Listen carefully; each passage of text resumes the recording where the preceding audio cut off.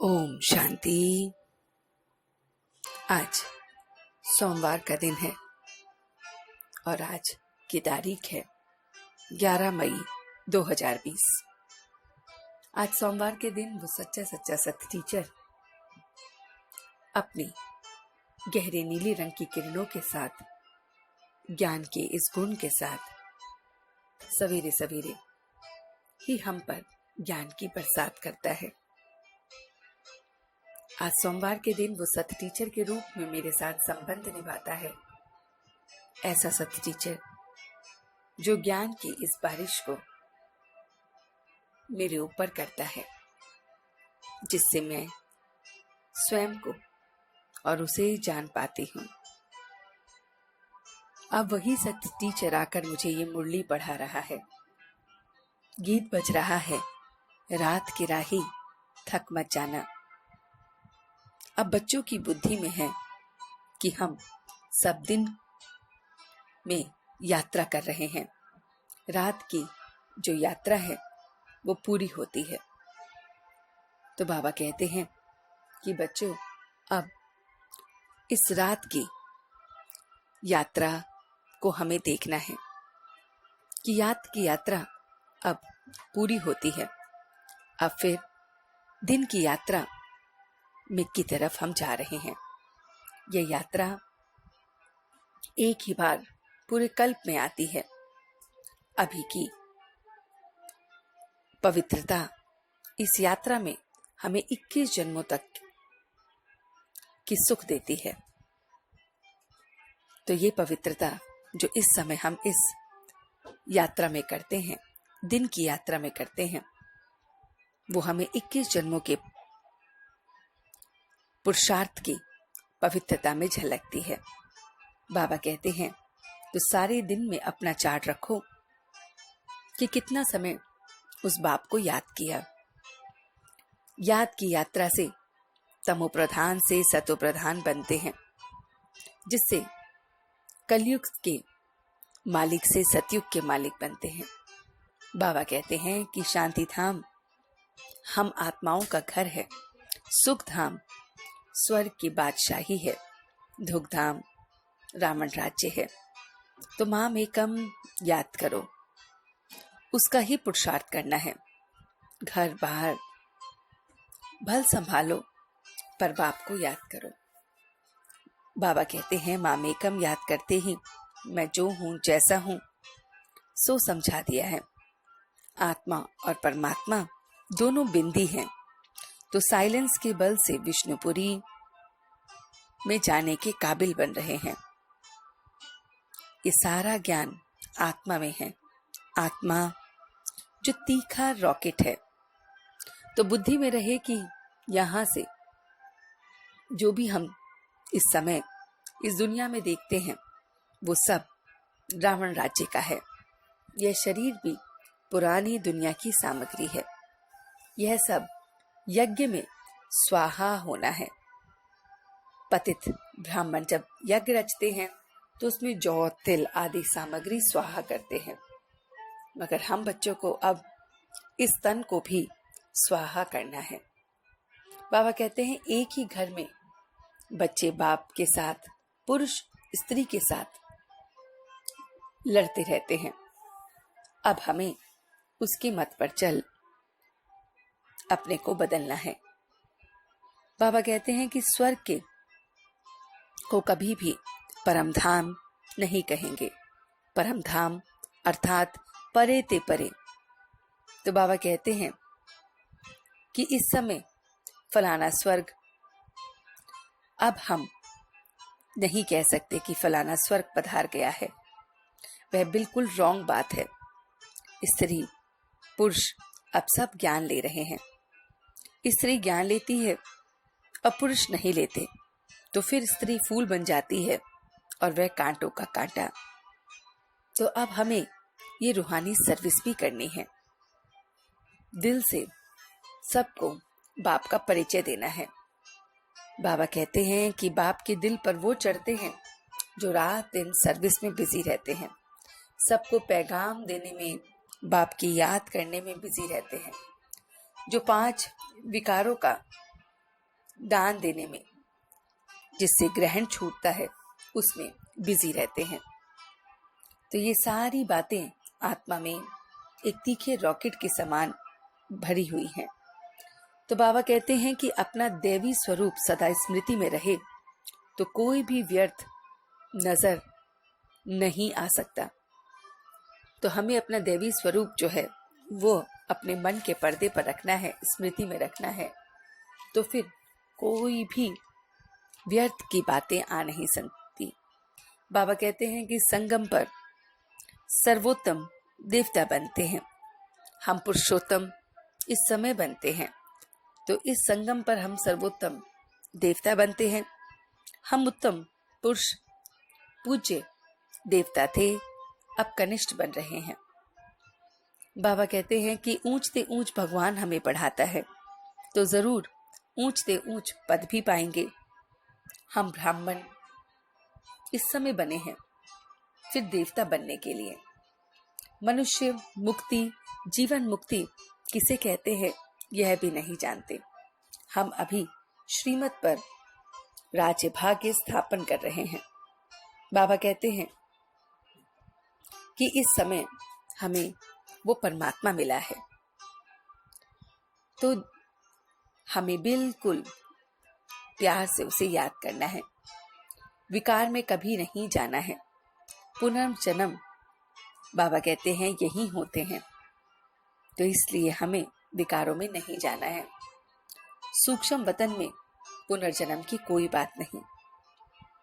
बाबा कहते हैं अविनाशी खंड है भारत, कभी विनाश नहीं हो सकता।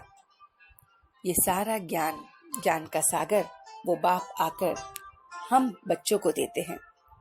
वो ज्ञान का सागर आकर ज्ञान के रत्नों से थाली को भरता है।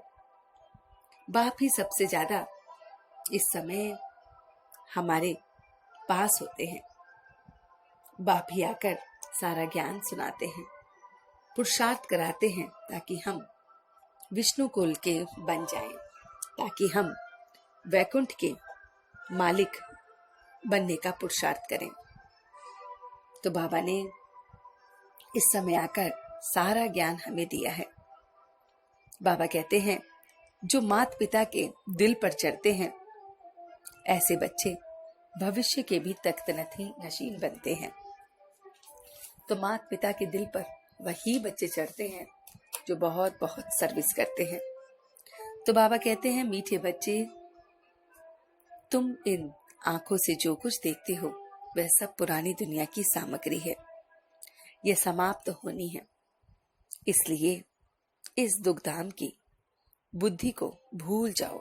तो हमें बहुत बहुत इस दुखधाम को भूलना है।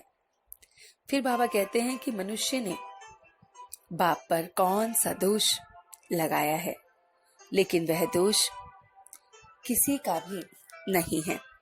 तो बाबा कहते हैं इतना जो बड़ा दोष है वो ये है कि इतना बड़ा जो विनाश होता है मनुष्य समझते हैं कि भगवान ही उसे कराता है, दुख भी वही देता है, सुख भी वही देता है।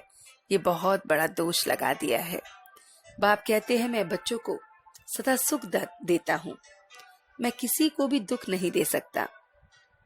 बाबा कहते हैं अगर बाप विनाश करावे तो सारा पाप बाप पर आ जाता है। सब ड्रामा अनुसार होता है, मैं कुछ नहीं करता हूँ। तो बाबा ने जो आज हमें वरदान दिया है वो है बाप की याद द्वारा असंतुष्टता की परिस्थिति में सदा सुख का व संतुष्टता का अनुभूति करने वाले महावीर भव। तो बाबा कहते हैं कि सदा बाप की याद में रहने वाला हर परिस्थिति में सदा संतुष्ट रहते हैं। जो बाप की याद में रहते हैं वो हर परिस्थिति में संतुष्ट रहते हैं, क्योंकि नॉलेज की शक्ति के आधार पर पहाड़ मुआफिक परिस्थिति भी राय अनुभव होती है। तो नॉलेज की स्थिति से जो पहाड़ से बड़ी परिस्थिति है वो भी राय अनुभव होती है। राय अर्थात कुछ नहीं, चाहे परिस्थिति असंतोष की हो, दुख की घटना की हो, लेकिन दुख की परिस्थिति में सुख की स्थिति रहे तब कहेंगे महावीर।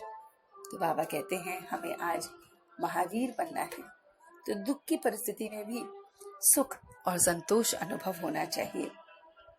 तो बाबा कहते हैं कुछ भी हो जाए, नथिंग न्यू के साथ साथ बाप की स्मृति से सदा एक स्थिति रह सकती है। तो हमें नथिंग न्यू के पाठ को पक्का करना है कि कुछ नया नहीं है, ये हूबहू रिपीट हो रहा है।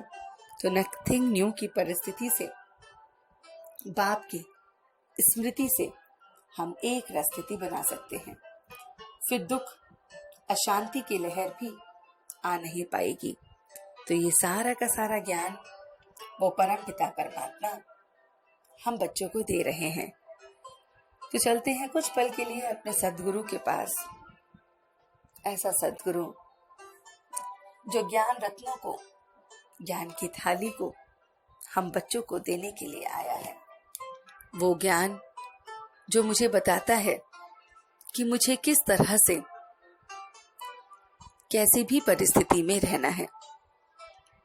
मैं आत्मा हर परिस्थिति में एक रस, एक जैसी स्थिति रहने वाली आत्मा हूं। दुख, सुख, अशांति में भी मैं हमेशा एक स्थिति रहने वाली महान महावीर आत्मा हूं। नथिंग न्यू के पाठ को पढ़ते हुए बाप की स्मृति के साथ बस अपने आप को देख रहा हूं।